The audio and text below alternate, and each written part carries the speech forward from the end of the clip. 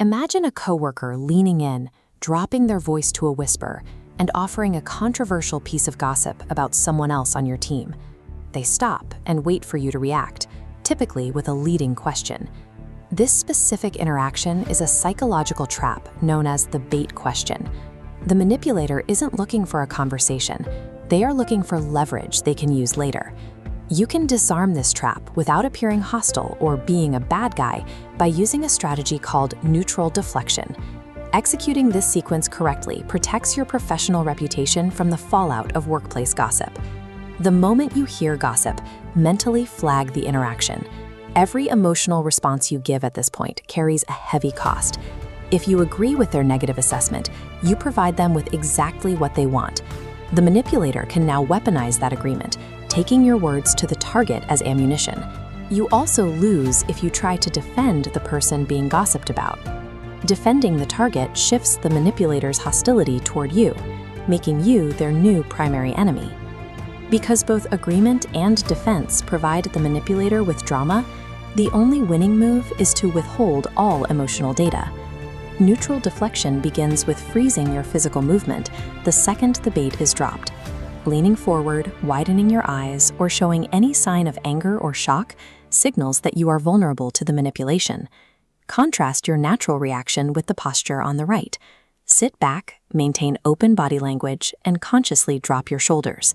Maintain steady, unbroken eye contact throughout this physical freeze. Perform a real-time internal audit to ensure you aren't holding tension in your facial muscles. Controlling your physical frame starves the manipulator of nonverbal validation before you even speak. Deliver your verbal response in a flat, emotionless vocal tone. Look them directly in the eyes and say, "I do not really have an opinion on that." Or, as an alternative, "I have not really noticed." Practice these phrases out loud.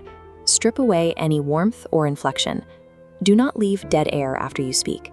Silence gives the manipulator a chance to recover and ask follow-up questions. Use an immediate pivot to change the subject to something boring or work-related. Transition immediately by asking something like, "Anyway, did you get a chance to look at that email I sent earlier?"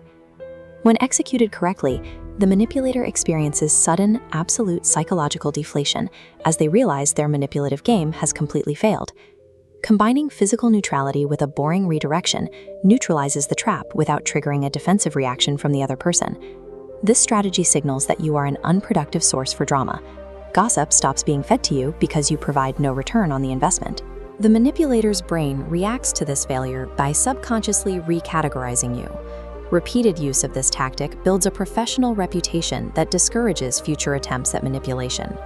High-value professionals protect their standing by refusing to engage in low-level drama, staying focused on their work instead. Stand in front of a mirror tonight and practice the flat tone and relaxed posture until they become muscle memory.